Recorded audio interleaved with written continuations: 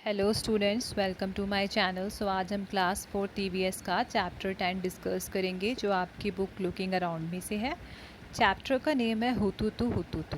तो इसका first question है, when you play kabaddi how many players do you have in a team. कि जब आप कबड्डी खेलते हैं तो एक टीम में कितने प्लेयर्स होते हैं। तो इसका आंसर है 12 players in each team, 7 players play on the ground at the time while 5 are substitutes. तो जो कबड्डी होती है उसमें एक टीम में 12 प्लेयर्स होते हैं एंड 7 प्लेयर्स ग्राउंड पर खेलते हैं, 5 प्लेयर्स सब्स्टिट्यूट प्लेयर्स होते हैं। नेक्स्ट पे चलते हैं क्वेश्चन नंबर 2 पे। How many players got out when Shamila touch the line. जब शामिला ने लाइन को टच किया तो कितने जो प्लेयर्स थे उसने आउट कर दिए। तो इसका आंसर है when Shamila touch the line 6 players got out. कि जो 6 प्लेयर्स थे उसने हरा दिए या कह सकते हैं गॉट आउट कर दिए जब उसने लाइन को टच किया। उसके बाद है, do you have ways to resolve dispute in games. कि आपके पास कोई तरीके हैं जो गेम में होने वाली लड़ाई झगड़ों को रोक सकें। तो इसका आंसर है dispute in games can be resolved in the following ways. कि जो गेम में होने वाले डिस्प्यूट्स हैं वो इन सब वेज से रिसॉल्व हो सकते हैं। जैसे कि फर्स्ट है, referee should tell proper rules of the game if any player violates it while playing. जो रेफरी होता है उसे सारे रूल्स प्लेयर्स को बताने चाहिए एंड अगर कोई प्लेयर रूल को वायलेट करता है तो रेफरी को उसी टाइम पे प्रॉपर उसको बताना चाहिए कि रूल ये है और तुम गलत कर रहे हो। उसके बाद सेकंड है, the referee should pay attention and keep a check on the moves of the player so that disputes can be resolve easily. कि जो रेफरी है ना उसे पूरा अपना अटेंशन देना चाहिए प्लेयर्स की हर मोमेंट पे। ठीक है, जो भी वो ग्राउंड में खेल रहे हैं खेलते वक्त रेफरी को पूरा ध्यान रखना चाहिए कि कौन सा प्लेयर क्या कर रहा है, ताकि वो बता सके कि किसने चीटिंग की है, किसने रूल्स को तोड़ा है एंड किसने रूल्स को फॉलो किया है एंड अच्छे से खेला है। फिर पॉइंट थर्ड है इसका, the player should try to maintain discipline while playing and should follow the rules of the game. कि जो प्लेयर्स हैं ना उन्हें डिसिप्लिन खुद से भी मेंटेन रखना चाहिए एंड जो रूल्स हैं गेम के उसे फॉलो करना चाहिए। उसके बाद फोर्थ क्वेश्चन है, make a picture in your notebook to show how Shamila manage to get entire opposing team out in the one go. कि अब आपको वो पिक्चर बनानी जिसमें शामिला ने पूरी की पूरी टीम को आउट किया था। ठीक है, ये आप अपनी बुक में से देख के भी बना सकते हैं इसी चैप्टर में से। उसके बाद क्वेश्चन नंबर 5 है, what does it mean to be out in games, what does one get out in the kabaddi. कि भाई किसी गेम में हारने का क्या मतलब होता है और कबड्डी में कैसे डिसाइड होता है कि कौन प्लेयर कब हारा है या किस प्लेयर को कब निकालना है। तो आंसर है इसका, when a player doesn't perform well in his or her turn and can not play the same game again he is set to be out.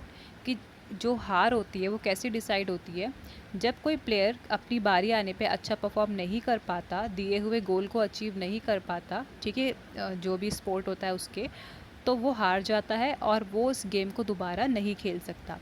अब कबड्डी में कैसे डिसाइड होता है कि कौन आउट हुआ है एंड कौन विन हुआ है। तो इसका आंसर ये है, a player gets out in kabaddi when he or she stop saying kabaddi kabaddi while playing or is caught by players of opposite team.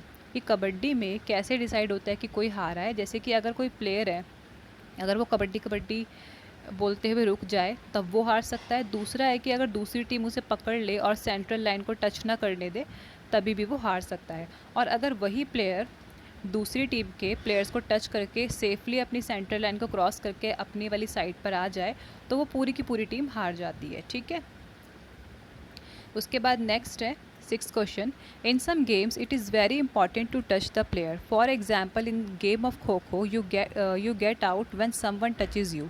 You also get your turn by someone's touch.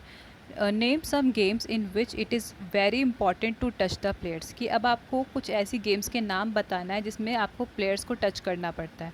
तो इसका answer है kabaddi, blindman's buff, heads up, 7 up, red light, green light, boxing, catch me if you can. ये कुछ ऐसी games है जिसमें आपको players को टच करना पड़ता है। उसके बाद है question 7, in kabaddi the entire team was out because Shamila had touch the line. What are some other games in which the central line is very important.